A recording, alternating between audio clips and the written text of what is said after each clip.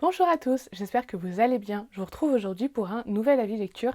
Ça fait un petit moment que j'avais pas fait d'avis lecture et pour cause, d'une part, j'ai pas trop eu le temps de tourner et surtout, je lis assez peu en ce moment. En effet, là, en gros, en un mois, j'ai lu 4 livres, 3 romans et un graphique et vous allez voir que c'était pas des très grosses lectures. Mais bon, je me suis dit que je voulais pas prendre trop de retard dans mes avis et que j'avais quand même pas mal de choses à vous dire sur ces lectures. Et une autre petite remarque avant de commencer, c'est que si le son ou l'image sont un petit peu différents de d'habitude, je m'en excuse. C'est juste qu'on a changé de canapé et pour l'instant, le vieux canapé est stocké dans la pièce où je tourne et il prend énormément de place. Il y en a devant moi, il y en a à côté de moi et donc il y a moyen que ça change un petit peu l'acoustique ou la lumière de la pièce et donc voilà, j'en suis désolée. Mais on va commencer tout de suite avec ma première lecture pour cet avis. Il s'agit d'une lecture que j'ai traînée sur presque 2 semaines alors qu'elle est vraiment pas longue. J'ai lu assez récemment donc Raven Black de Anne Cleeves. Je l'ai commencé au tout début du mois de septembre et je l'ai terminé il y a à peine 10 jours je crois. Bref, ça a vraiment été très difficile et pourtant j'avais très envie de lire ce livre et c'était pas une mauvaise lecture en soi. Je vais vous expliquer un petit peu mon ressenti à ce niveau-là.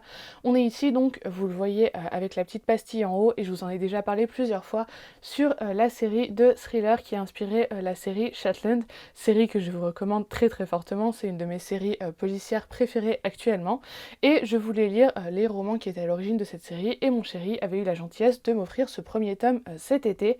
En fait, dans l'adaptation de la série, ils ont fait des choix assez différents des romans et donc au début j'étais un petit peu déstabilisée mais à la fois agréablement surprise en me disant bah du coup il n'y aura pas de redites, ça sera chouette parce que même si j'ai vu l'intégralité de la série, je ne me spoilerai pas les romans. En quoi je dis que les choix ont été très différents, c'est que la série a fait le choix de partir sur une chronologie complètement en décalage avec les romans d'origine. On se situe ici 15 ou 20 ans avant les événements supposés de la série, donc les personnages ont des âges différents, c'est sûr, et surtout leurs relations sont pas du tout les mêmes, on est à des stades complètement distincts de leurs relations, et je sais pas si dans la série de romans on avancera vers les événements de la série, mais bref, toujours est-il que la série de romans commence à un point très différent de la série télévisée.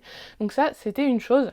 Mais par contre, ce qui m'a réellement déstabilisée, c'est que dans ce premier tome, on va suivre une enquête dont, grosso modo, la structure et la thématique a été reprise par la suite par la série. Et donc moi, j'ai été un petit peu perturbée parce que du coup, je m'attendais à connaître l'enchaînement des événements et surtout la conclusion de l'enquête, mais pas du tout. En fait, la série a repris le pitch de base de l'enquête et on a fait quelque chose d'assez différent. Mais donc voilà, c'est aussi pour ça que j'ai eu du mal à avancer dans ce roman. Ce qui a fait surtout que j'ai eu beaucoup de mal à avancer dans ce roman, c'est que j'avais pas du tout la tête à lire et que comme j'avais un peu l'impression de connaître grosso modo le squelette de l'histoire, j'avais pas forcément envie d'y retourner. Mais finalement, quand je suis arrivée dans le dernier tiers à peu près, je l'ai lu quasiment d'une traite parce que ça reste bien écrit, j'adore l'ambiance et je me rends compte en vous parlant que je ne vous ai toujours pas parlé réellement du résumé de ce roman, c'est une catastrophe.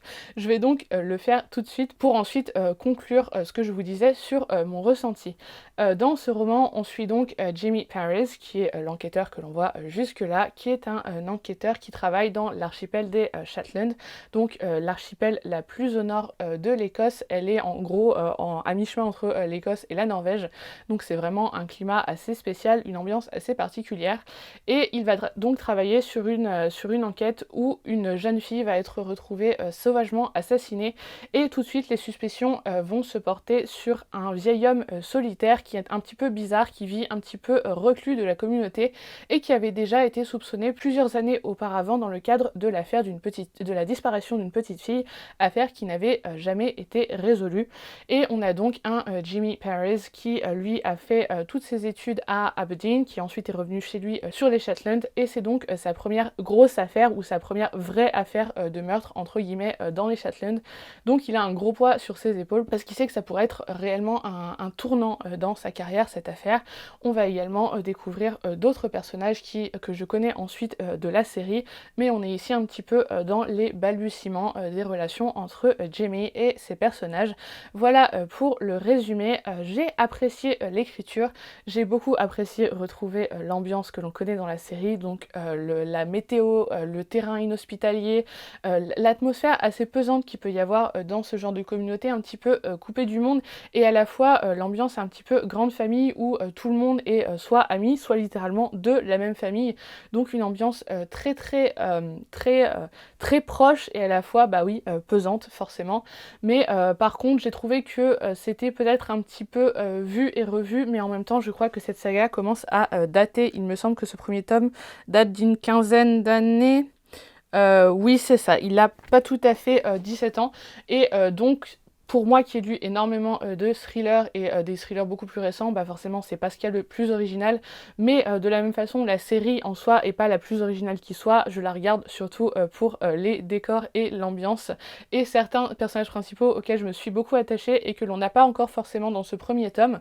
Est-ce que je vais lire la suite de la saga? Honnêtement je sais pas, ça fait pas partie de mes priorités, mais j'aimerais, comme je vous le dis, retrouver certains autres personnages principaux de la série, donc je vais me renseigner, savoir s'ils existent réellement dans la saga ou s'ils ont été créés pour la télé, et si c'est le cas, peut-être que j'irai piocher, pas forcément dans l'ordre chronologique, vu que du coup je sais ce qui est censé leur arriver peu ou prou une quinzaine d'années après, mais au moins pour les avoir un peu plus en détail, parce que c'est pas forcément à Jimmy Paris que je suis le plus attachée, que ça soit dans les livres ou dans la série, mais quoi qu'il en soit, j'étais très contente de découvrir La Plume de Anne Cleeves, et je sais qu'elle a fait d'autres sagas qui se passent ailleurs au Royaume-Uni, et je me dis pourquoi pas tenter. Voilà, c'est pas le plus novateur, le plus original, le plus poussé qui soit en matière de thriller, mais c'était plutôt agréable à lire et ça m'a fait passer un bon moment. Et si vous cherchez une ambiance assez froide, assez perdue, un peu... Alors ça reste différent, mais ça peut être comparable par exemple à L'Homme de Lois de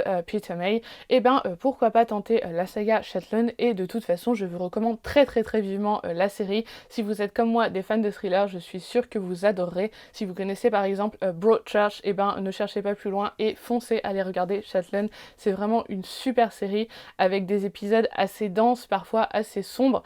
Encore une fois, pas les plus originales qui soient, mais j'aime énormément l'ambiance et je pense que tous les amoureux de thriller pourraient trouver leur compte dans Shetland. Pendant que je lisais Raven Black de Anne Cleeves, on est parti en week-end et en fait j'avais pas envie de me trimballer le Raven Black dans mon sac et de finalement ne pas y toucher parce que c'était un moment où j'avais vraiment beaucoup de mal à lire, et donc je m'étais prise une lecture très différente pour d'une part me remettre dans la lecture et d'autre part être un peu dans l'ambiance week-end cozy, et je m'étais emmenée donc Hartford Hotel, A True Home de Carly George avec des illustrations de Stephanie Grayson. On est ici sur un tout petit roman jeunesse, c'est édité chez Disney Hyperion, donc c'est vraiment de la lecture ultra facile, c'est écrit très gros, vous avez plein d'illustrations et je l'ai lu en peut-être 1h30 mis bout à bout sur mon week-end, mais c'était vraiment ce qu'il me fallait, c'était la petite lecture doudou parfaite pour me réconcilier un petit peu avec la lecture et puis pour rester dans l'ambiance petit week-end d'automne tranquille, posé, un peu coupé du monde. Dans cette petite histoire, on suit Mouna, qui est la petite souris que l'on voit juste ici. Elle habite dans une grande forêt, elle est orpheline, elle se sent très seule et elle n'arrive pas à trouver de maison à elle, jusqu'au jour où, pendant une tempête, elle va aller se réfugier à l'hôtel Heartwood, qui est en fait un hôtel qui a été installé dans un grand arbre par un blaireau qui a voulu en faire un espèce de havre de paix pour tous les petits animaux de la forêt, à l'abri des prédateurs, à l'abri des tempêtes, etc. Mouna va donc y trouver refuge et le blaireau va accepter de lui donner un travail temporaire le temps qu'elle retombe sur ses pattes, c'est le cas de le dire, et il va s'en suivre tout un tas de petites aventures très mignonnes, avec plein de rencontres, c'est plein de bons sentiments, c'est très touchant, il y a des jolies petites leçons si c'est à lire avec vos enfants, bref c'était vraiment très chou, c'est pile ce qu'il me fallait. J'ai beaucoup aimé le style d'illustration, je vais essayer de vous en trouver des un peu plus grandes que ce que je vous ai montré. Voilà, on a ça par exemple. J'ai vraiment trouvé ça très chou. Il y en a 4 en tout, donc un par saison. Là, je me suis mis dans ma wishlist le tome dédié à l'hiver, parce que c'est vraiment des petites lectures qui font du bien. Honnêtement, je sais pas si je lirais printemps-été, parce que j'associe plus les histoires qui se passent en forêt avec des petits animaux comme ça à l'automne et à l'hiver, mais en tout cas, c'était un très bon moment. Je vous recommande vivement que ça soit pour vous tout seul ou à lire avec des enfants. C'était vraiment très très chou et honnêtement je vois bien ça adapté en petit dessin animé ou petit film d'animation, ça serait absolument parfait. Ensuite, après avoir donc terminé Raven Black après la pause liée à Heartwood Hotel, j'ai enchaîné sur Gallant de V.E. Schwab.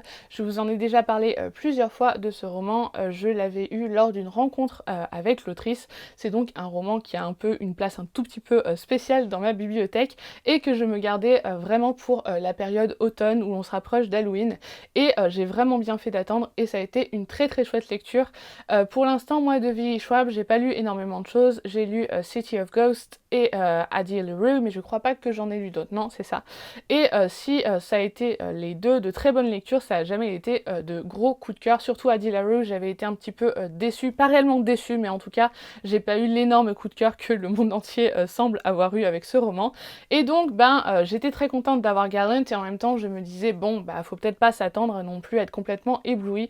Et au final, j'ai passé un excellent moment. C'est peut-être dû au fait justement d'avoir légèrement baissé mes attentes, mais sans parler d'un coup de cœur non plus, j'ai vraiment passé un très très bon moment. Dans ce roman, on va suivre Olivia. Olivia, c'est une orpheline qui grandit dans un orphelinat pour jeunes filles. Elle n'y a jamais vraiment trouvé sa place, entre autres parce que elle est muette et elle a toujours été la cible de moqueries, de harcèlement, que ça soit de la part des autres pensionnaires ou même de la part des sœurs qui tiennent ce pensionnat, cet orphelinat pour jeunes filles. Et un jour, elle va recevoir une lettre de la part d'un oncle qu'elle ne connaît pas, qui lui dit nous avons une place pour toi chez nous à Gallant, donc la maison que l'on voit juste là. Viens vite, dépêche-toi, nous avons besoin de toi. Sauf que la seule chose que Olivia avait de ses parents, c'était un carnet tenu par sa mère, dans laquelle sa mère disait surtout Olivia, quoi que tu fasses, ne va jamais à Gallant. Mais Olivia se sent tellement seule dans cet orphelinat qu'elle va quand même répondre à la lettre de son oncle et décider de partir pour la maison. Sauf qu'elle arrive sur place et son oncle n'est pas là et personne ne sait comment cette lettre lui est arrivée, et on va se rendre compte que cette maison cache des secrets très très sombres et que la famille porte un fardeau très étrange et très lourd, et que éventuellement notre héroïne pourrait se retrouver à devoir faire partie de ce fardeau. J'ai beaucoup aimé, ça m'a clairement fait penser à des romans comme The Monsters of Brookhaven, dont je vous ai parlé plusieurs fois, dont j'ai lu les 2 premiers tomes en début d'année, donc qui sont des romans de Padraig Kenney. Pour le coup, j'avais eu de jolis coups de cœur pour ces 2 romans. Là, on est un petit peu en dessous, mais on est un peu dans cette ambiance, c'est-à-dire un peu conte gothique, avec une touche bien creepy, mais pas non plus horrifique, pas du tout, on n'est pas du tout là-dedans. Pas mal de mélancolie, une très jolie plume, ça je peux pas l'enlever à V.E. Schwab, même si ces histoires sont pas forcément celles que je préfère, j'adore sa plume. Il y a toujours de jolies phrases qui n'en ont pas l'air forcément au début, on peut les lire sans se rendre compte de leur finesse et au final être frappé par la tournure, par l'intelligence de la phrase. Il y a toujours de belles envolées lyriques chez elle, en tout cas pour moi, et de ce point de vue-là, je n'ai pas du tout été déçue. En fait, je pense que j'ai beaucoup aimé dans Gallant, c'est qu'on est sur un roman qui est de l'ordre du middle grade, et donc qui est assez court, comme City of Ghosts par exemple, et donc il n'a pas les longueurs que j'avais pu reprocher notamment à Addie LaRue, et je me suis énormément attachée au personnage. J'ai vraiment beaucoup aimé ce roman, je vous le conseille vivement, vraiment c'était une très chouette lecture, surtout pour la saison. Une petite touche, voilà, légèrement frissonnante, mais pas du tout horrifique, vraiment, c'est vraiment un roman middle grade, il n'y a pas à se faire de soucis de ce côté-là. C'est même moins frissonnant par exemple que Small Spaces de Catherine Arden, c'est le même public mais encore plus accessible en termes de frissons entre guillemets, avec une très jolie plume et surtout de très belles illustrations qui ont un rôle à part entière à jouer dans l'histoire. Donc je vais éviter de trop vous en montrer pour pas vous spoiler, même si elles sont très abstraites, elles ont quand même un rôle à jouer dans l'histoire, donc je vous montre simplement la première. Voilà, j'ai perdu le marque-page que j'ai laissé dedans parce qu'en fait c'était le ticket d'entrée pour la rencontre avec V.E. Schwab. C'est pour ça que je veux pas le perdre, c'est pas grave, je le ramasserai après. Mais bref, voilà, une super lecture de saison, je vous le recommande vivement. C'est pas la lecture du siècle, non, loin de là, mais c'était vraiment très chouette, très agréable, et je pense que ça peut plaire même à un public qui d'habitude boude un petit peu entre guillemets le middle grade et le young adult. C'était vraiment très efficace. Et on finit comme toujours avec moi avec un graphique. J'ai lu hier et avant-hier Lightfall, The Shadow of the Bird de Tim Probert. On est ici sur le tome 2 donc de Lightfall, qui est une petite saga de romans graphiques. Je crois que le tome 3 vient de sortir, ou en tout cas ne va pas tarder du tout à sortir. Comme c'est un tome 2, je vais pas forcément trop vous en dire sur le résumé pour pas vous spoiler. Sachez simplement que dans cette saga, on suit Bea et Cad. Donc Bea, c'est la jeune fille qui est juste là, et Cad, c'est cette créature qui est ce qu'on appelle un Galdurian, c'est ça, oui, je crois, Galdurian. En fait, ils vivent dans un monde où le soleil a été détruit, a été volé par une entité maléfique, et ils essayent tant bien que mal de rallumer la lumière de ce monde. On est sur une saga graphique de fantasy avec tout de même une belle place laissée au questionnement sur la santé mentale, dans la mesure où Bea est en proie à de grosses crises d'angoisse, et dans ce tome 2 on le voit également à travers un autre personnage.